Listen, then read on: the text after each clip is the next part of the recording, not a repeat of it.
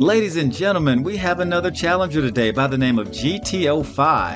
It's a very simple name. He's from the United States. And of course, just to be safe, I'm going to pick my usual E.Honda Decimus Maximus Meridius. And then because I am player one, I get to select the stage this time. So we're going to go to Las Vegas and hopefully I can whip this guy in his own backyard. So he has a very good, one arm behind his back. And that's his mantra, and he has a B rating. So this guy might be very good. We're in for a battle. Well, a Balrog E.Honda battle. Oh man, I got in this bread basket and I got that very difficult. Man, I'm going to be in this throw for a while. But legend have it, E.Honda's still in that devastating throw. All right, there we go. Let me get high-low. There we go. Aerial time. Oh man, that was a good counter. Oh, double KO. That's the first time on this channel on Street Fighter Ultra. Wow. So we merely rocked each other that time. That was a double KO, so nobody got the victory this time. Boom, okay. I baited him. I was able to get back and got him there. Okay, the connection speed is a little janky all of a sudden. So I hate that. Is it because this guy knows I'm a problem? He's messing with the Wi-Fi connection, or maybe he's far away. But it says his nationality's from the United States, so I don't know. This dude must be playing from like the backwoods of Arkansas. I'm not making fun of the South. I am from Alabama originally. So, I know about some janky Wi-Fi and, don't get it twisted. But anyway, let's see if we can get through this match. Oh, man, what the? You know what? I'm not going to curse for community guidelines, but GD. All right. Oh, man, it's getting hella glitchy all of a sudden, man. I was melee rocking him and then... Okay, that's okay. If he's using Wi-Fi as his primary weapon, I just have to neutralize that and find a way to get back into the match. Okay, I gotta get high-low ASAP. There we go, let me keep him in this corner. Oh man, how did I get in his bread basket? Man, that throw just takes up all your health, man. Oh, there we go, okay. Headbutt time. There we go. Keep him at bay. All right, let me hit him with the Samoa Smash. Boom! It was a little glitchy, but I was able to adapt. So I got one, he got one, and then there's a double KO. So this is the final round. This is like round 4. This is, this is pretty serious, man. We're really getting into it. These are two very evenly matched competitors. Let me hit him with the leg sweep there. There we go. Headbutt time. All right. Oh man, that was a mistake. I got a little too high. Oh, E.Honda, no. There we go, headbutt. Oh man, that was a hell of a counter on his behalf. Okay. Oh, there we go. Unfortunately, the Sumo Super didn't yield multiple hits, but I got him in the middle of the air and boom! I was able to win the very first match. In dramatic fashion, man, he made me earn that. The first one was a double KO, then he whipped my ass pretty handily the first time, and I rallied back. So GTO5 from the United States, he's a really good challenger, and he's really good with Balrog. Okay, so we'll see how the next match goes. I'm gonna, of course, pick E.Honda Decimus Maximus Meridius, and then, of course, let's see who he selects today. More than likely, he'll probably stick with Balrog, because when I made some mistakes, he was quite dangerous, with that particular character. And what did you think of that very first match, man? That was a showdown, even though the Wi-Fi got a little janky sometimes. We were throwing haymakers. Okay, he picked Zangief. Depends on how you pronounce it. So he picked the Russian Cyclone. Okay, so we're going to go to the USSR, Mother Russia, and try to whip him into his own backyard. Man, he has a pretty decent rating with Zangief. Anybody that can be good with Zangief is impressive, because I'm not really good. His inputs are very difficult to perform in a ranked match. So if he can do some damage, I like big ups to him.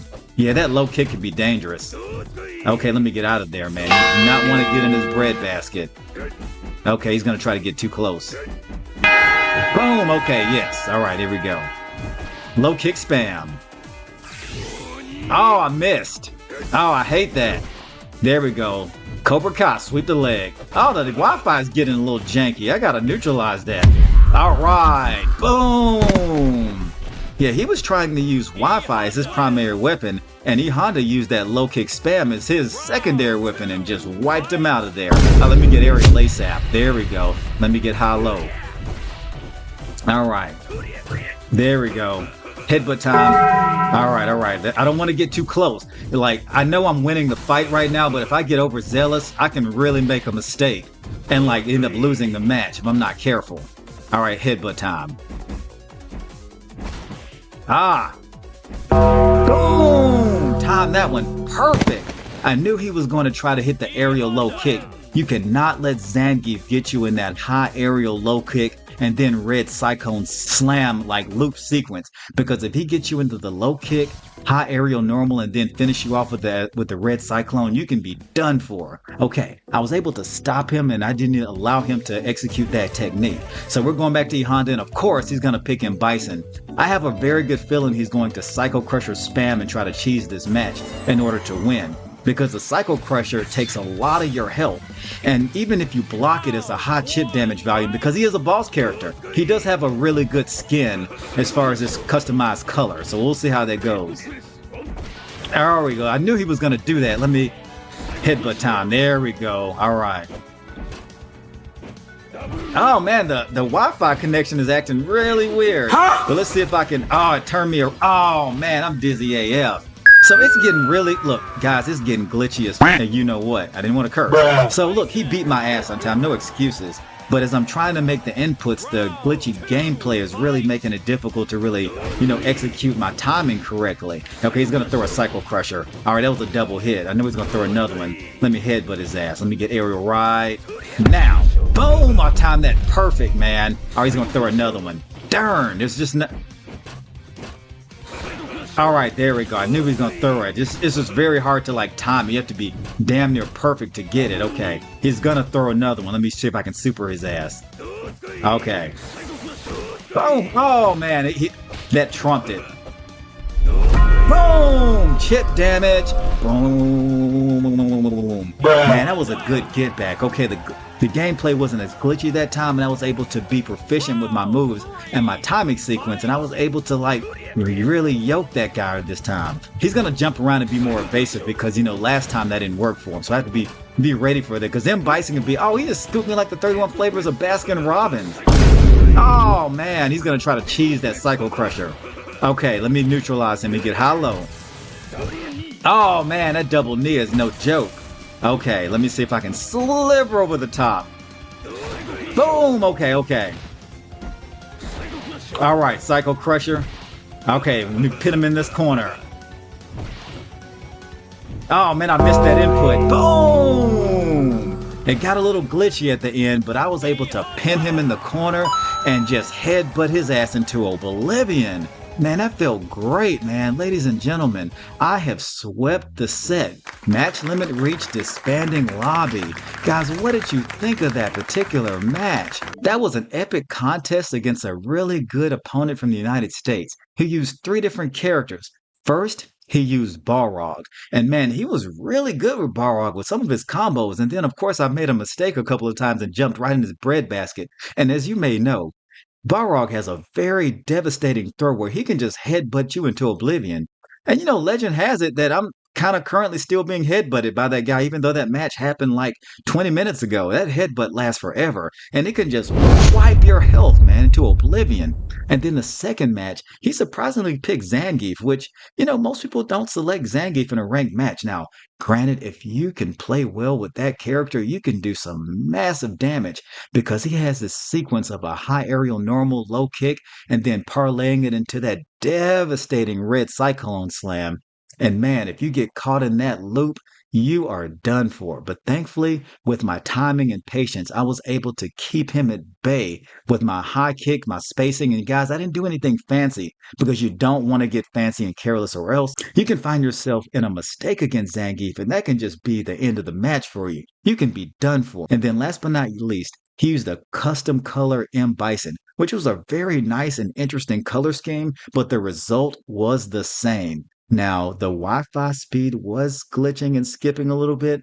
I'm going to give him the benefit of the doubt that maybe his Wi-Fi was a little off today, but man, the time that it was glitching when I was getting an advantage was sure pretty suspect. But ladies and gentlemen, I'll let you be the judge of that. But regardless, I was able to beat him on the third and final match, even though he was trying to spam the Psycho Crusher, which has a high chip damage value, but I was able to time it properly because as you saw in that match, when he throws it, if you're close enough, you can hit the thousand hand slap or headbutt and you can stop it before it gets momentum. Now, if you're in the end of the stage or on the other side of the arena and he throws it, you either have to jump and you can't block it or else it's going to take a lot of chip damage value. Regardless, at the end of the match, I kind of noticed that he was on the ropes and he started jumping around in order to avoid me, which played right into my hands because his moves was predictable, therefore winning the third and final set. And then, ladies and gentlemen, we had a double KO in the very first match between myself and Balrog, which is actually one of the first times this happened on Ultra Street Fighter 2. So, ladies and gentlemen, regardless, tell me your thoughts on that particular match. If you thought I performed well, please give me my props in the comment section. And of course, if you thought I struggled at any point, or if you have any critiques for me, I want to hear your thoughts in the comment section as well.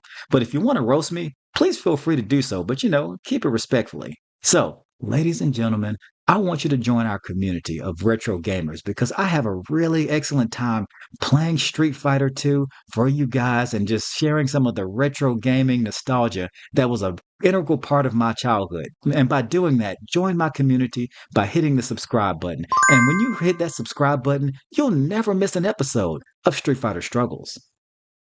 Until next time.